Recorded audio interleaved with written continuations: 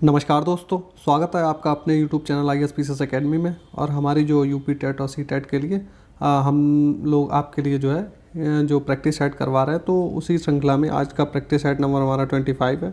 इससे पहले 24 practice set हम लोगों ने सॉल्व करवा दिए, जो आप हमारी प्लेलिस्ट पे जाकर वहाँ से देख सकते हैं जिन लोगों ने अभी तक नहीं उसको देखा है। तो चलिए आज का प्रैक्टिस सेट हम लोग सॉल्व करते हैं। तो पहला क्वेश्चन कह रहा है कि नई कविता पत्रिका। देखिए, नई कविता क्या है, एक पत्रिका है। तो पूछ रहा था कि इसका प्रकाशन कहाँ से आरंभ हुआ था। आपके ऑप्शन है इलाहाबाद से, लखनऊ से, दिल्ली से या फिर कलकत्ता से। तो इनमें से कहाँ से स्टार्ट हुआ था ये क्वेश्चन पूछ रहा है। तो ये जो नई पत्रिका, जो नई कविता पत्रिका थी, इसका प्रकाशन इलाहाबाद से स्टार्ट हुआ था। क्वेश्चन नंबर 2 देखते हैं कि आयोगवाह कहा जाता है। किसको कहा जाता है? विसर्ग को, संयुक्त व्यंजन को, महाप्राण को या फिर अल्पप्राण को। इनमें से किसको आयोगवाह कहा जाता है? तो विसर्ग को क्या बोला जाता है? आयोगवाह। तो आपका ऑप्शन नंबर ए राइट हो जाएगा। क्वेश्चन नंबर 3 पे आते हैं हम लोग। क्वेश्चन नंबर 3 कह रहा है कि वाचन के समय पुस्तक की आंखों से दूरी होनी चाहिए। वाचन मतलब कि जो हम लोग बुक पढ़ते हैं, तो नॉर्मली जो हमारे जो बुक और हमारे आइज़ के बीच में जो डिस्टेंस होना चाहिए, वो क्वेश्चन कह रहा है कि कितना होना चाहिए। तो नॉर्मली कितना होना चाहिए? आपके ऑप्शन है 9 इंच, 11 इंच, 10 इंच या फिर 12 इंच। तो कितना होना चाहिए? तो नॉर्मली जो है 12 इंच का डिस्टेंस जो है आप लोगों को मेंटेन करके रखना चाहिए। चलिए क्वेश्चन नंबर 4 पे आते हैं कि इसमें पंक्ति दी गई है और पूछा गया ये किसकी लाइन है। तो तोड़ने की होंगे मठ और गढ़ सब। तोड़ने को होंगे मठ और गढ़ सब। तो ये पंक्ति किसकी है?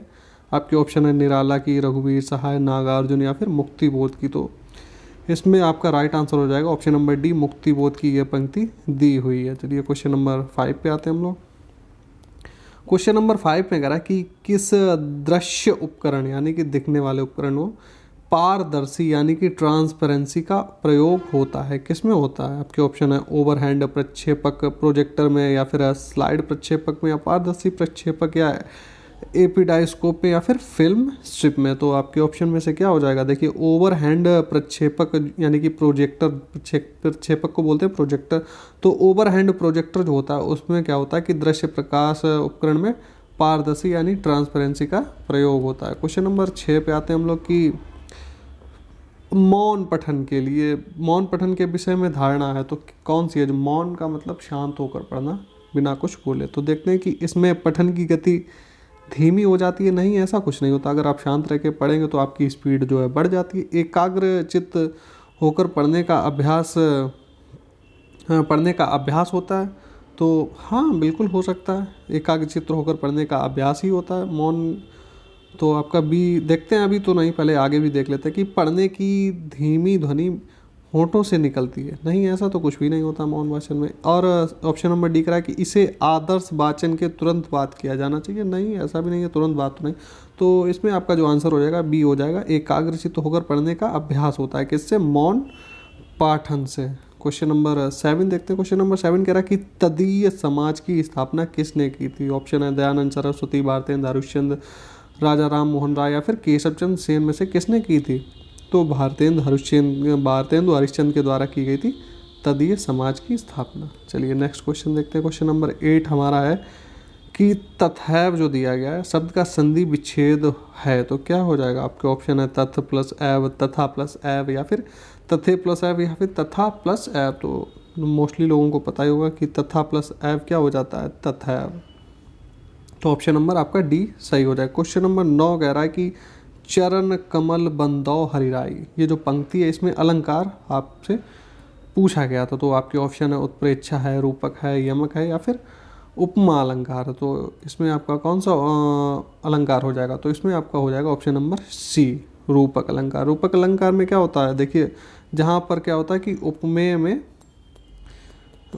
में उपमान का आरोप हो। उपमान का क्या होना चाहिए? आरोप हो। तो इस पंक्ति से हमको क्या उपमेय में उपमान का आरोप। देखिए यहाँ पे क्या है कि चरण कमल बंदो हरिराई, यानी जो ये पंक्ति किसकी है? सूरदास की है। और सूरदास किसके बारे में कह रहे हैं? सूरदास कह रहे हैं श्री कृष्ण के बारे में कह रहे हैं कि चरण कमल की आपके जो कमल हैं, वो आपके जो चरण हैं वो कमल की तरह कोमल हैं और जिनकी कृपा मात्र से ही क्या होता है कि कोई मान लीजिए कि अगर कोई लंगड़ा व्यक्ति है तो वो भी पर्वत को लांघ सकता है आपकी कृपा से। तो यहाँ पे हम लोगों को क्या बोध हो रहा है, उपमेय में उपमान का आरोप का भाव प्रकट हो रहा है, इसलिए हमारा ऑप्शन नंबर सी रूपक अलंकार राइट हो जाएगा। चलिए क्वेश्चन नंबर 10 पे आते हैं कि मूक होई वाचाल पंगु चढ़ाए गिरिवर गहन जासु कृपा सुदयाल द्रवहु सकल कलिमल दहन। उपरोक्त में से आपको छंद बताना था, तो कौन सा छंद है आपके ऑप्शन है, दोहा है, चौपाई है, सोरठा है या फिर रोला है। तो इस पर क्या है, तो इसमें आपका सोरठा दिया हुआ है। चलिए क्वेश्चन नंबर 11 पे आते हैं हम लोग। क्वेश्चन नंबर 11 कह रहा है कि मधुलिका जयशंकर प्रसाद की किस कहानी की पात्र है। तो ये एक मधुलिका क्या है, एक पात्र है। जयशंकर प्रसाद जी जो हैं उनकी एक कहानी की पात्र है, तो उसका आपको नाम बताना था किस कहानी की, आकाशदीप, गुंडा, इंद्रजाल या फिर पुरस्कार। तो इनमें से किसकी जो है पात्र है, तो ये जो पुरस्कार कहानी थी तो उसका एक पात्र है मधुलिका। क्वेश्चन नंबर 12 पे आते हैं कि आधे अधूरे नाटक के रचनाकार कौन है। तो जो नाटककार दिए गए हुए हैं तो इनमें से पूछा गया था कि किसने लिखा है आधे अधूरे। आपके ऑप्शन है अमृतलाल नागर, मोहन राकेश, मन्नू भंडारी या फिर निर्मल वर्मा। तो किसने लिखा है, तो ये मोहन राकेश ने लिखा है। क्या लिखा है, आधे अधूरे जो नाटक है मोहन राकेश के द्वारा रचित है। चलिए क्वेश्चन नंबर 13 कह रहा है कि बर्तनी की दृश्य निम्नलिखित में से शुद्ध शब्द है। तो कौन सा आपके ऑप्शन दिए हुए, इस देखिए रचयिता दिया गया आपको कई तरीके से लिखा हुआ, तो इसमें आपका कौन सा राइट आंसर है। देखिए ये आपका ऑप्शन नंबर बी हो जाएगा राइट। देखिए ये क्वेश्चन अगर बर्तनी शुद्धनी में जब आता है तो रचयिता जो है इस तरीके का आपसे मैक्सिमम क्वेश्चन ये रिपीट होता है। तो यहाँ पे आप याद रखिए कि कहाँ पे आपको मात्रा लगानी है, तो इसको आप थोड़ा सा याद रखेंगे। क्वेश्चन नंबर 14 कह रहा है कि कर्म कारक का चिन्ह है। तो जो कारक होते हैं तो उनमें से एक कैटेगरी होती है कर्म कारक की, तो उसमें से कौन सा चिन्ह जो है कर्म कारक का। आपके ऑप्शन है ए में दे रखा है ने, बी में दे रखा है से या फिर द्वारा, सी में दे रखा है को और डी में दे रखा है को के लिए हेतु। तो मैं आपको यहाँ पे बता दूं कि कर्म कारक का इनमें से चिन्ह कौन सा है। तो जो सी आपका जो को है ये कर्म कारक का चिन्ह है। और इसमें कौन कौन से आते हैं, देखिए को के साथ में ए हो जाता है, आपका ए भी हो जाता है, और ये ए के ऊपर अंक की बिंदी अगर चंद्र बिंदी लगा दे तो ये जो है तीनों किसके ऑप्शन है, ये कर्म कारक के हैं। बात अगर ने की करें तो ने जो है ये संबंध कारक में आता है, और बी वाले ऑप्शन की करें से और द्वारा, ये किस में आते हैं, ये करण कारक की कैटेगरी में आते हैं। किस में आते हैं, करण कारक की, ठीक है। और आपका ऑप्शन नंबर डी को के लिए हेतु, ये किस में आता है, ये आता है संप्रदान कारक में, ये आते हैं आपके संप्रदान कारक में। चलिए क्वेश्चन नंबर 15 देख लेते हैं। क्वेश्चन नंबर 15 कह रहा है कि बाजार जो शब्द है इससे किस संज्ञा का बोध होता है। ऑप्शन है भाववाचक, समूहवाचक, जातिवाचक या फिर व्यक्तिवाचक।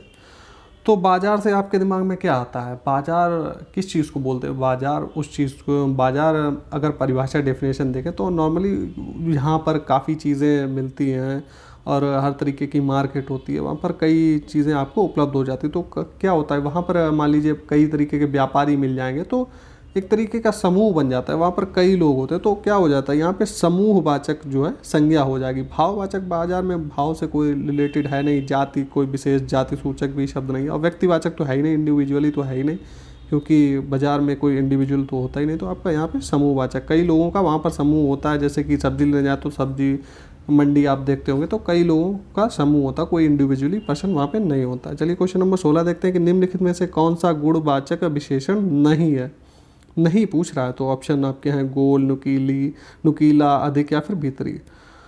तो इसमें कौन सा नहीं है, तो इसमें अधिक आपका ऑप्शन नंबर बी है। तो अधिक जो है वो गुणवाचक विशेषण नहीं है। अच्छा बात करें गोल की, तो गोल तो किसी ना किसी चीज़ की विशेषता है। मान लीजिए कोई भी चीज़ अगर हम लोग कहें कि फुटबॉल गोल है तो फुटबॉल की क्या विशेषता हो गई, गोल हो गई।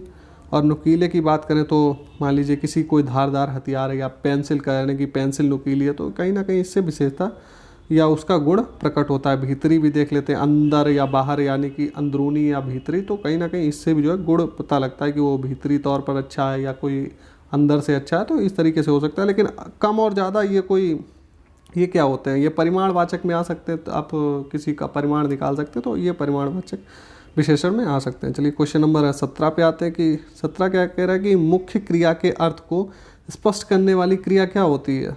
तो आपके ऑप्शन है सहायक क्रिया, नाम बोधक, प्रेरणार्थक क्रिया या फिर नाम धातु। तो कौन सी होती है?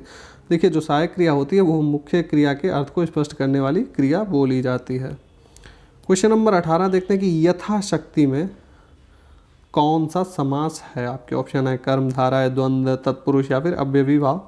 तो ये आपके ऑप्शन दिए गए हैं। तो इसमें कौन सा हो जाएगा आपका? तो इसमें आपका हो जाएगा अव्ययी भाव। जो समास होता है यथाशक्ति में कौन सा हो जाएगा? अव्ययी भाव। देखिए कैसे हो जाएगा। देखिए पहले तो आप ये समझ लीजिए कि अव्ययी भाव में क्या होता है कि पहला पद जो है अव्यय तथा प्रधान होता है। तो ये अव्ययी भाव की डेफिनेशन हो गया। और इतना भी आप नहीं याद रख सकते, तो मैं आपको ट्रिक बता दे रहा हूँ पहचानने की, आपको एग्जाम में याद। देखिए जहाँ पर आपको पहले पद में क्या मिल जाए? अनु। जैसे यहाँ पर यथा दिया हुआ है, इस तरीके से मैं आपको बता रहा हूँ। देखिए आपको ट्रिक है। देखिए अगर कहीं किसी शब्द में पहले अनु लिखा हुआ है, ठीक है, या फिर आ लिखा हुआ है, या प्रति लिखा हुआ दिख जाए, या फिर भर दिखा हुआ दिख जाए, या फिर यथा लिखा हुआ कहीं पर दिख जाए, यावत आपको मिल सकता है, और हर, अगर ये जो है शब्द आपको पहले पद में आपको मिल रहे हैं, तो आप वहाँ पर आंख बंद करके अव्ययी भाव समास लगा सकते हैं। तो ये ट्रिक आप नोट भी कर सकते हैं इन शब्दों को, तो जिनके आधार पर आप आसानी से अव्ययी भाव समास को पहचान लेंगे। चलिए क्वेश्चन नंबर 19 पे आते हैं। क्वेश्चन नंबर 19 कह रहा है कि अजात शत्रु में कौन सा समास है? ऑप्शन है तत्पुरुष, द्वंद्व, कर्मधारा या फिर बहुब्रीहि। तो उम्मीद है आप लोगों को पता होगा। तो इसमें कौन सा हो जाएगा? बहुब्रीहि समास हो जाएगा। बहुब्रीहि समास में क्या होता है कि जैसे कि इसमें कोई भी पद क्या होता है? प्रधान नहीं होता है।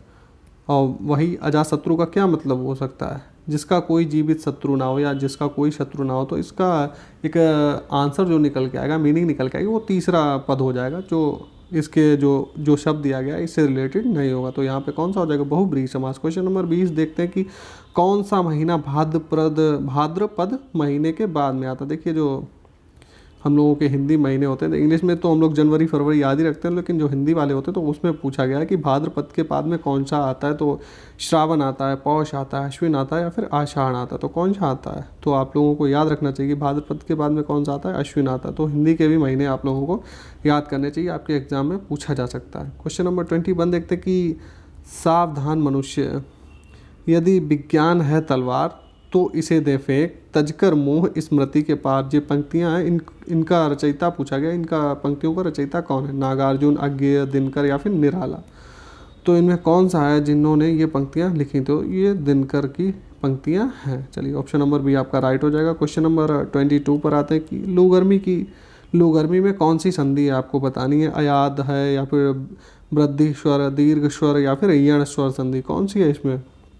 तो इसमें आपकी है दीर्घ स्वर संधि। लुगर्मी में कौन सी है? दीर्घ स्वर संधि। क्वेश्चन नंबर 23 पर आते हैं। तो 23 कह रहा है कि कपूर शब्द है क्या है? तत्सम है, देशज है, तद्भव है या फिर विदेशज है। तो इसमें कौन सा है? ये कपूर जो है आपका क्या है? तद्भव शब्द है एक।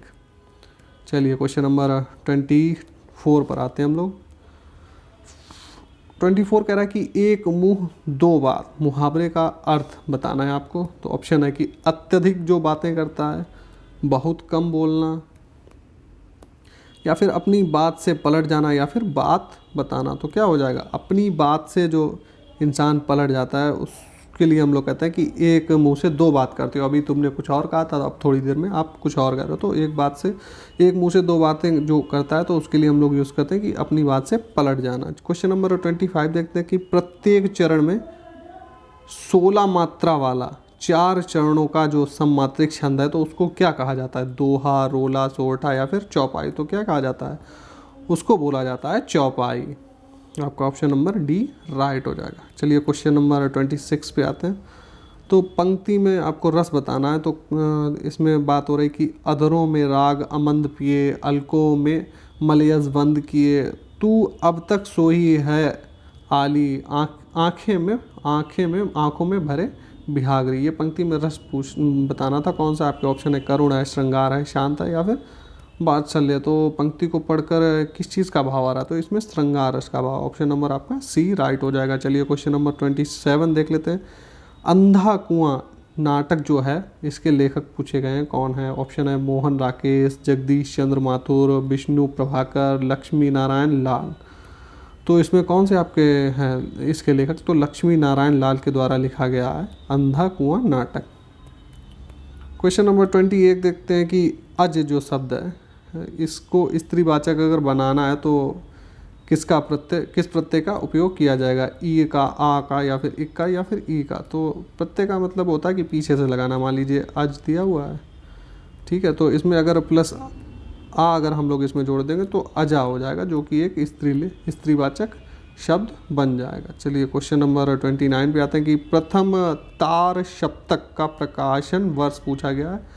तो इसका प्रकाशन कब से स्टार्ट हुआ था? 1943 से, 54 से, 38 से, या फिर 1941 से। तो ये कब से स्टार्ट हुआ था? ये स्टार्ट हुआ था 1943 से। चलिए लास्ट क्वेश्चन हम लोग देख लेते हैं, क्वेश्चन नंबर 30।